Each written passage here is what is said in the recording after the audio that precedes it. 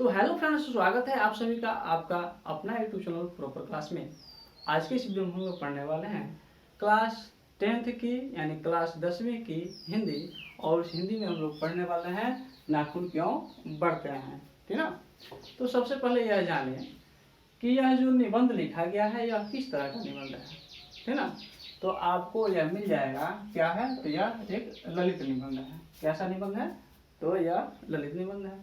अच्छा, तो सबसे पहले यह भी जान लें कि यह ललित निबंध किस तरह के निबंध लिखे जाते हैं जिसको हम ललित निबंध कहेंगे। तो देखिए, सिंपल सा बात है, वैसे निबंध पुराने बीती हुई बातों को याद दिलाती हो, है ना। जैसे कि हमारे पूर्वज कुछ समय पहले कैसे थे और अभी के समय में हम कैसे हो चुके हैं, या हमारी कला संस्कृतियाँ पहले कैसी थी, अभी के समय में अभी के दौर में किस तरह की है, उन सभी चीज़ों पर प्रकाश जब डाला जाता है और निबंध लिखा जाता है तो उसे हम क्या कहते हैं, ललित निबंध कहते हैं। जैसे देख लीजिए, यहाँ पर भी उन्होंने प्रकाश डाला है किस पर, तो नाखून क्यों बढ़ते हैं, ठीक ना। उन्होंने भी क्या किया है कि पूर्व की बातों को याद दिलाया है और उस पर निबंध लिखा है। उन्होंने यह याद दिलाने का कोशिश किया है कि लाखों वर्ष पहले मानव किस तरह का था, अभी के समय में किस तरह का हो गया है, ठीक ना।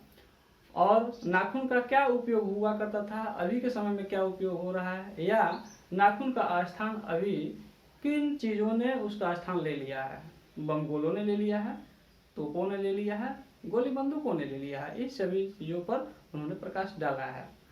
तो छोड़िए, खैर उन सभी चीज़ों को तो हम पढ़ेंगे, लेकिन उससे पहले किसी भी पाठ को अगर आप पढ़ते हैं या किसी कविता को पढ़ते हैं, आप अपनी किताब में देख लीजिएगा, उससे पहले उस कविता के जो कवि हैं उनके बारे में, या कोई पाठ जो आपके दिया है, निबंध दिया है, भाषण दिया है, या जो भी चीज़ें हैं, उनके कवि या कहें उनके रचनाकार के बारे में पढ़ने के लिए दिया हुआ है। तो सबसे पहले हम क्या करते हैं, उन्हीं के बारे में हम पढ़ते हैं, क्योंकि अधिकतर जो क्वेश्चन होते हैं आपके ऑब्जेक्टिव क्वेश्चन यानी वस्तुनिष्ठ प्रश्न जो 1 नंबर के आते हैं, वह सभी जो है अधिकतर उसमें क्या होता है कि इन्हीं चीज़ों से प्रश्न पूछ दिए जाते हैं, ठीक ना। इस क्रम में क्या होता है कि महत्वपूर्ण बन जाता है इन सभी चीज़ों को जानना। तो आइए इस क्रम में हम जानते हैं कि नाखून क्यों बढ़ते हैं। यह क्या है, एक ललित निबंध है। आपको इस तरह से प्रश्न आ सकता है कि नाखून क्यों बढ़ते हैं, या किस तरह का निबंध है, तो ललित निबंध है, याद रखिएगा, ठीक ना। अच्छा, इसके लेखक कौन है, तो इसके लेखक है हजारी प्रसाद द्विवेदी जी, आपको पता ही होगा। अच्छा, देखिए, कुछ चीज़ें हमने बाहरी कड़ियों से जोड़ा है, ठीक ना, ताकि उनके बारे में कुछ अन्य बच्चों से एक्स्ट्रा कुछ नॉलेज हो जाए, इसलिए। तो देखिए, उनका बचपन का जो नाम था ना, बचपन का नाम क्या था, तो वैद्यनाथ द्विवेदी था, ठीक ना। ये चीज़ जो है, बचपन का नाम आपके बुक में नहीं दिया है, तो हमारा जो क्लास बच्चे कर रहे हैं वो थोड़ा एडवांस जाने और बच्चों से, ठीक ना, इसलिए हमने क्या किया है कि बाहरी कड़ियों को जोड़ा है। अच्छा, तो साथ ही साथ यह भी जान लेते हैं कि उनका जन्म कब हुआ था। तो जन्म हुआ है, कब हुआ है, तो 1907 ईस्वी में हुआ है। अगर डेट की बात किया जाए तो डेट आपको याद रखना नहीं है, फिर भी आप डेट जान लीजिए। डेट क्या है, तो 19 अगस्त 1907 ईस्वी है, ठीक ना। तो जन्म हो गया, उसके बाद हम जानेंगे कि जन्म स्थान क्या है। तो जन्म स्थान यानी जहाँ पर उनका जन्म हुआ है, किस जगह पर हुआ है, उस चीज़ को जानना है। तो देखिए क्या है कि बलिया जिला के आरत दुबे का छपरा, उत्तर प्रदेश। अगर आपसे हो सकता है प्रश्न ऐसे भी आ सकता है कि उनका जन्म कहाँ हुआ था, और उत्तर प्रदेश दे दे, बिहार दे दे, झारखंड दे दे, मध्य प्रदेश दे दे, और इन सभी चीज़ों को नहीं दे। तो इसलिए आपको क्या करना है, उसका आंसर यह याद रखना है कि उसका हुआ आंसर उत्तर प्रदेश, यानी उत्तर प्रदेश क्या है, यह एक राज्य है। अच्छा, हो सकता है यह भी कि बलिया जिला दे दे सिर्फ, ठीक ना, बलिया जिला दे दे, छपरा जिला दे दे, इस तरह से करके आपको जिला ही दे दे। यह दिमाग में बैठ जाना चाहिए कि जो बलिया जिला है यह आरत दुबे का छपरा, छपरा तो लिखा हुआ है, छपरा यह जो है बिहार नहीं है, एक अपने यहाँ भी छपरा है, लेकिन वह सिर्फ छपरा है, और यहाँ क्या है, आरत दुबे का छपरा। मान लीजिए गांव है, और गांव में जनसंख्या वृद्धि होने के कारण या जो भी कारण होता यह है कि एक ही गांव का नाम 2-4 गांवों का पड़ जाता है, और उसी में हम क्या करते हैं, कुछ अलग अलग नामों को चिन्हित कर देते हैं। नाम एक, गांव एक ही होता है, लेकिन उसके आगे या पीछे कुछ एक्स्ट्रा वर्ड जोड़ देते हैं और उसको डिवाइड कर देते हैं। उसी तरह से आरत दुबे जो लिखा होगा ना, आरत दुबे जो जगह होगा वह 2-4 होगा, उसी में जोड़ दिया गया है छपरा। या हो सकता है कि छपरा गांव का नाम होगा और उसके आगे जोड़ दिया गया होगा आरत दुबे। तो इस तरह से क्या है कि ये गांव का नाम है। और जिला की बात करें तो क्या है, तो बलिया जिला में हुआ था, और राज्य की बात करें तो उत्तर प्रदेश में हुआ था। ठीक ना। अब देखें उनकी मृत्यु कब हुई थी। आपकी किताब में तो ऐसा है कि सब कुछ पढ़ने के बाद सबसे लास्ट में यानी अंत में दिया हुआ है मृत्यु, लेकिन तथ्य यह होता है कि जब हम जन्म जाने उसी समय हम क्या जान जाए, उनका मृत्यु भी जान जाए। ठीक ना, कि उनका जन्म कब हुआ, जन्म स्थान क्या था और मृत्यु कब हुई थी। तो मृत्यु भी देखिए यहाँ भी 19 है और यहाँ भी 19 है, बस अंतर क्या है यहाँ और यहाँ। ठीक ना। तो 19 मई है और यहाँ 19 अगस्त था। तो मृत्यु हुई थी उनकी 19 मई और 1979 ईस्वी में। कब हुआ था, तो 19 मई 1979 ईस्वी में इनका मृत्यु हुआ था। और कहाँ हुआ था, तो दिल्ली में हुआ था। ठीक ना, यह याद रखिएगा, उनका मृत्यु कहाँ हुआ था, तो दिल्ली में हुआ था। जन्म कहाँ हुआ था, तो बलिया जिला के आरत दुबे का छपरा में हुआ था, उत्तर प्रदेश में हुआ था। ठीक ना। अच्छा, पिता का नाम, पिता का नाम भी नहीं दिया, यह भी एक्स्ट्रा चीज है। पिता का नाम था अनमोल द्विवेदी और माता का नाम था भगवती देवी। ठीक ना। भाषा का ज्ञान देख लेते हैं कि वह किन की भाषाओं को वह जानते थे। वे संस्कृत जानते थे, प्राकृत जानते थे, अपभ्रंश जानते थे और बांग्ला जानते थे। इन सभी भाषाओं का वे ज्ञाता थे। और हम अगर विषय की बात करें कि वह कौन कौन सा विषय जानते थे, तो विषय क्या था, तो साहित्य था, जो अभी आप पढ़ रहे हैं, यह साहित्य के क्षेत्र में आता है। इतिहास है, संस्कृति है, धर्म है, दर्शन और आधुनिक विज्ञान, इन सभी चीजों के यानी इन सभी विषयों के वह ज्ञाता थे। ठीक ना। भाषा की बात किया जाएगा तो क्या बताइएगा, संस्कृत, प्राकृत, अपभ्रंश और बांग्ला। और जैसे ही विषय की बात किया जाएगा तो वहां आप बताइएगा कि साहित्य, इतिहास, संस्कृति, धर्म, दर्शन और आधुनिक विज्ञान। ठीक ना, क्लियर हुआ। अच्छा, उसके बाद देखिए कि उनको कौन कौन से पुरस्कार मिले थे। आलोक पर्व के लेखन पर उनको मिला है साहित्य अकादमी पुरस्कार। यह एक पुरस्कार है जो साहित्य के क्षेत्र में दिया जाता है। साहित्य का प्रतिस्पर्धा होता है। ठीक ना।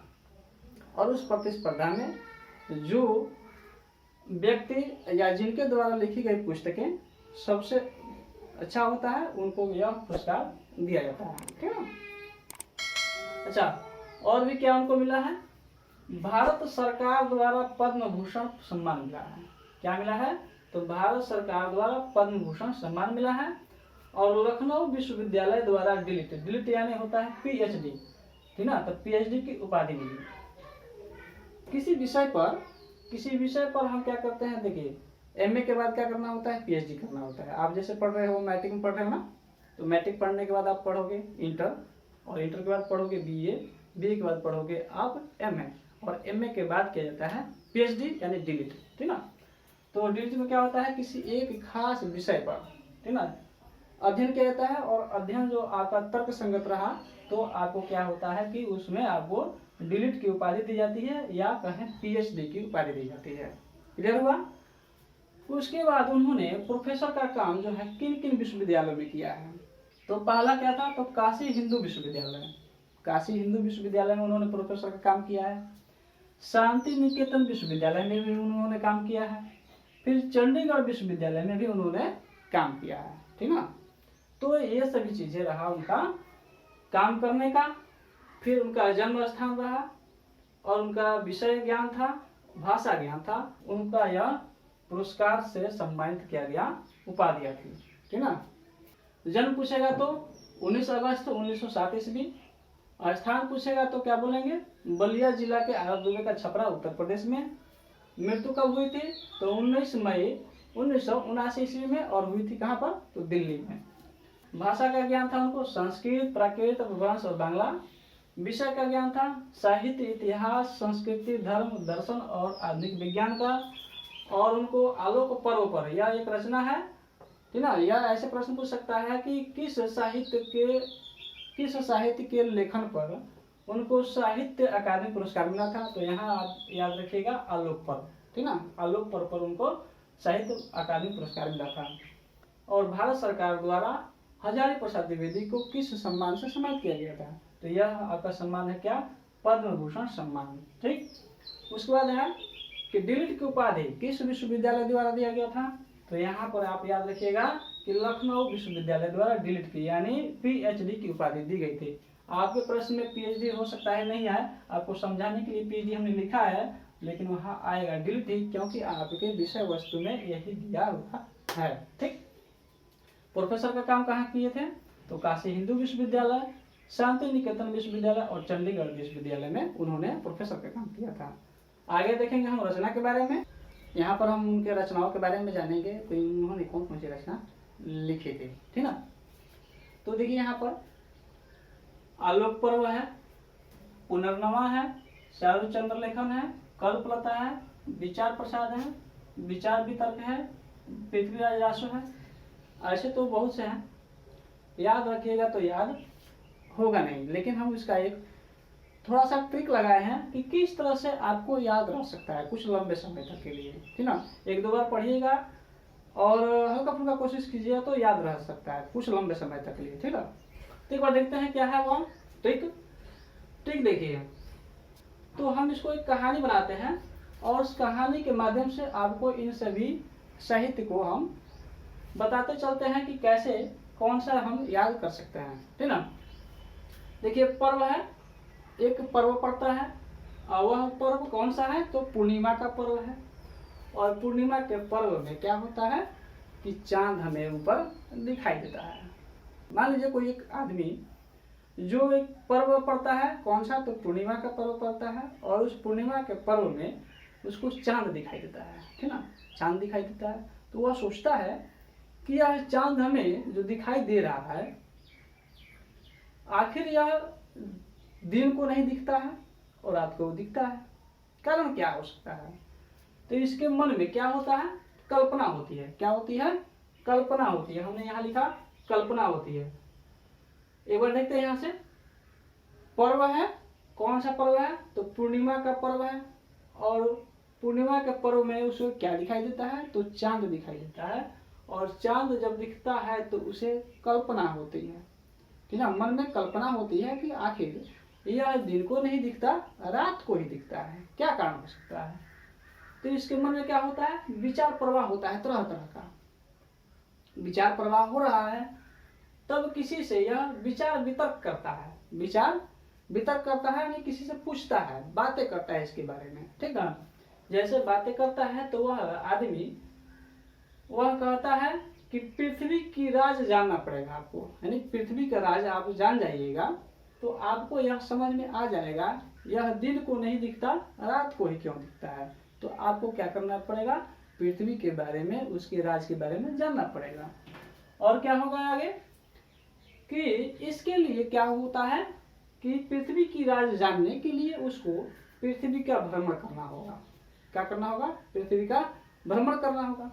तो भ्रमण करेगा पृथ्वी का तभी तो जानेगा कि पृथ्वी किस तरह का है, ठीक ना, गोला है या चपटा है, ठीक ना। ये चीजें उसको बताता है वह व्यक्ति। हम क्या कर रहे हैं? कहानी बना रहे हैं सिर्फ इन चीजों को याद रखने के लिए, ठीक ना।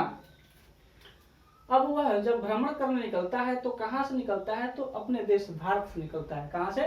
तो भारत से ही यह निकलता है।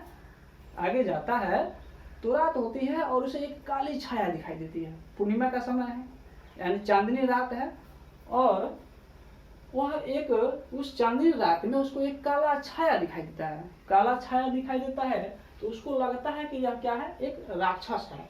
क्या है? एक राक्षस है, ठीक ना। और राक्षस है तो यह डर जाता है, और जब डर जाता है तो यह क्या होता है कि हमारे भारतीय संस्कार में ऐसा है कि जब हमको डर लगता है ना, अपने हम देवी देवताओं को क्या करते हैं? अपने आराध्य देवता को याद करने लगते हैं। तो इस क्रम में यह भी आराध्य देवता को याद करता है, और याद करता है तो क्या लाता है? उसके लिए पूजा हवन या पूजा पाठ के लिए क्या लाता है? तो अशोक का फूल लाता है। क्या लाता है? अशोक का फूल लाता है, और वह फूल लाने के बाद पोथा पढ़ना शुरू करता है। क्या करता है? पोथा पढ़ता है। और किस तरह से पोथा पढ़ता है? तो सुर में पढ़ता है। किस तरह से? तो सुर में पड़ता है, लेकिन उस काली छाया को कोई असर पड़ता ही नहीं है। सुर में पड़ता है फिर भी वह जो है बाज नहीं आता है, काली छाया दिखाई पड़ती ही पड़ती है। अब वह क्या करता है कि देखता है कि भाई पूजा पाठ तो कर लिए, ठीक ना, फूल भी चढ़ा लिए, हवन ववन कर लिए, और यह क्या हो रहा है, मान नहीं रहा है। इसका कुछ न कुछ उपाय दूसरा करना पड़ेगा। ये क्या करता है, सब उपाय करने के बाद जब यह हाथ थक जाता है तो क्या करता है, पकड़ के धके कूट देता है। और कूटता है तो वह काली छाया जो है कबीरा गाने लगता है। आपने सुना होगा ना, हमारे भोजपुरी भाषा में क्या कहते हैं कि कूट देंगे लगेगा कबीरा गाने। कबीरा मतलब रोने लगेगा, ठीक ना, रोने लगेगा। यहीं पर यह चीज हमने लिखा है। कबीरा मतलब क्या होता है, कबीरा गाने लगता है यानी रोने लगता है। उसके बाद कबीरा गाता है और पकड़ के क्या करता है कि नाथ लगा देता है, नाथ देता है उसको। क्या करता है, नाथ देता है। जैसे बैल को क्या करते हैं, नाथ लगाते हैं ना, उस तरह से उसको नाथ देता है। तो यह हमारा क्या था, कहानी था। एक व्यक्ति पर्व के समय में उसको क्या होता है, पूर्णिमा का पर्व था, उसमें उसको एक चांद दिखाई देता है और चांद की खोज में वह क्या करता है, ये सभी चीजें और क्रियाएं करता है। अब हम देखते हैं कि यह याद कैसे रहेगा। तो देखिए, पर्व था, ठीक ना, तो पर्व से क्या हो गया, आलोक पर्व हो गया। कौन सा समय था, तो पूर्णिमा का समय था, तो पुनर्नवा हो गया। क्या दिखाई दिया उसे, चांद दिखाई दिया। तो चांद दिखाई दिया तो उसे क्या हो गया, चारु चंद्र लेखन हो गया। उसके बाद क्या होता है, उसको कल्पना होता है। तो कल्पना होता है तो कल्पना से क्या हो गया, तो कल्पलता हो गया। उसके बाद क्या होता है, उसके अंदर विचार प्रवाह होता है, विचार उत्पन्न होता है उनका, ठीक ना। तो विचार प्रवाह से क्या हो जाएगा, विचार प्रवाह ही हो जाएगा। और विचार वितर्क करता है, यानी किसी से क्या करता है, वह पूछताछ करता है, वितर्क करता है, यानी वह विचार वितर्क से विचार वितर्क ही हो गया। यहाँ दिखेगा विचार प्रवाह से विचार प्रवाह और विचार वितर्क से विचार वितर्क, यह इनका क्या है, साहित्य है। अच्छा, उसके बाद क्या होता है कि वह पृथ्वी की राज जानना चाहता है, ठीक ना। किसी ने कहा कि आपको पृथ्वी की राज जाननी पड़ेगी। तो पृथ्वी की राज जानने का मतलब हुआ, पृथ्वी की राज से हो गया आपका पृथ्वीराज रासो। उसके बाद वह क्या करता है, वह व्यक्ति उसको बताता है कि पृथ्वी की राज जानने के लिए आपको क्या करना होगा, तो विश्व भ्रमण करना होगा, यानी विश्व की भ्रमण करना होगा। तो विश्व भ्रमण से क्या हो जाता है, विश्व भारती। और कहाँ से वह स्टार्ट करता है जाना, तो भारत से करता है। तो भारत से करता है तो क्या हो जाएगा आपका, तो प्राचीन भारत के कलात्मक विनोद, ये उनका एक साहित्य है।